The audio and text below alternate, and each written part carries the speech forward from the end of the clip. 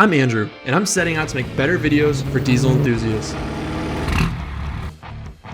Follow along as I review products, do how-tos, and share my personal trucks here on Just Diesels.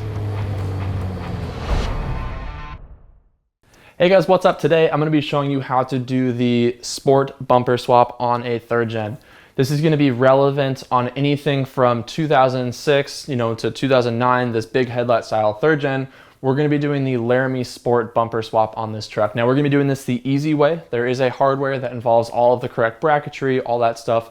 What we're actually going to be doing this is swapping this bumper by just basically laying it over the top of the SLT Bighorn lower metal bumper. So without further ado, let's get into this. I'll try and keep this as short and sweet as possible. You'll also notice there are two part numbers for this bumper. One has the Laramie package, so that's going to be with the chrome insert on the bottom. If you want that chrome center insert on the bottom, you're going to be getting the Laramie part number. If you want the true full painted one like I have, you're going to want to be getting the Laramie Sport part number. So I'll link both of those down below, but if, depending on what option you want to go with the truck, that's you can kind of either tie in a little bit of chrome or have no chrome at all in the truck.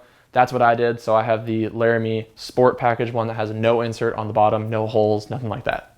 Now the most common question is, what cover do I get? So do not get the ones off eBay. Do not get the ones off Amazon.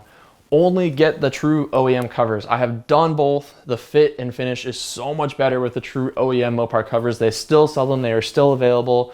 So it is no problem to get that. I have the part number linked down below if you want the OEM cover. You can get these from any Mopar Parts website. So Mopar Parts Direct, whatever. I'll have my favorite one linked down below. You can get the parts through them and you actually get a true OEM product. I have gotten the ones from Amazon. They come folded up in a box. They do not work very well. If you don't care about your truck, go for it because it is cheaper, but honestly, the OEM covers are so much nicer. It's worth doing. These bumpers will come to you in like a raw primered finish. What you're gonna wanna do is take this to a body shop and make sure your truck's there as well, because that way they can match not just the paint color, but the fade on your truck. So these paint colors will fade over time, especially in these older third gens.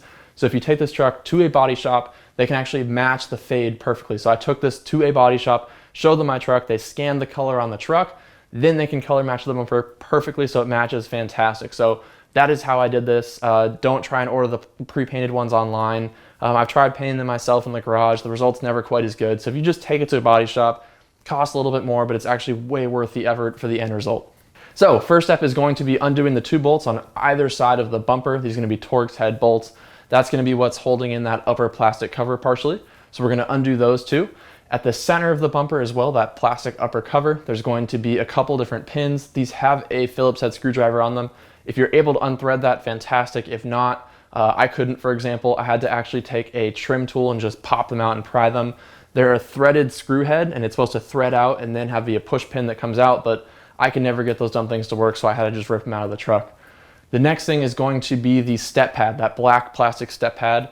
That is going to be pressed in from the bottom, and that is going to be your final piece that is holding in the upper painted cover on the SLT bumper. So grab some needle nose pliers, work from the bottom. What you're going to be doing is squeezing the tabs on those.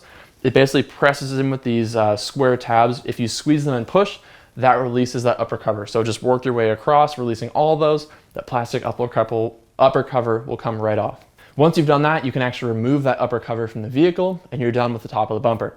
The next step is going to be on the bottom, and this one is an absolute pain. So the lower valence is going to be attached via a couple of bolts that hang down. They're through like a nutsert clip type thing. So you're going to undo those. A couple of them are really easy to get to. The two in the center are really, really hard to get to. So if you need an easy way to do it, you can actually take a Dremel and just kind of cut the plastic, and that frees it from those bolts that are hanging down. So if you need an easy way, you don't feel like doing it the right way, you can do that. It is an absolute pain to access those. It is a lot easier if you take the bumper off the truck completely, but I didn't feel like doing that and messing up the alignment or anything like that. So for what it's worth, you can either take a Dremel and cut the plastic, remove it off the bumper entirely and do this on the ground, or you can do what I did and just take forever and slowly undo the bolts. Now the final piece of the puzzle is going to be the fog light bezels. Those are going to be replaced by the SLT cover. So that's super easy. What you're going to do is basically just pinch those, and there's a release clip that's going to be in there. So just grab your hand around it, pinch it, push forward. It'll release completely for the bumper. You're set and good to go. Now that you have everything all ripped apart, you can put the new bumper piece on. So basically all you're going to do is walk up to the truck, slide it on, take your step pad in the center, push that in, insert the two bolts on the side, and you are done.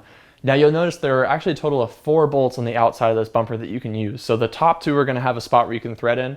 The lower 2 are not. So if you want to drill your SLT lower chrome piece, you can actually drill that, put a nut on the back, and you can have that bolt go through and actually be functional. Or you can just have the top 2 holding in. It's actually pretty functional with just the top 2. So totally up to you on preference there. But that is how you do the quick and dirty SLT swap to a Laramie Sport. So this gets you a full color match front end. Really cool. This is also part of a bigger series I did in my truck that's like a full color match thing. So if you want to watch that video, click down below. But thank you guys so much for watching. Hopefully this is the quick and dirty way to sport swap your truck.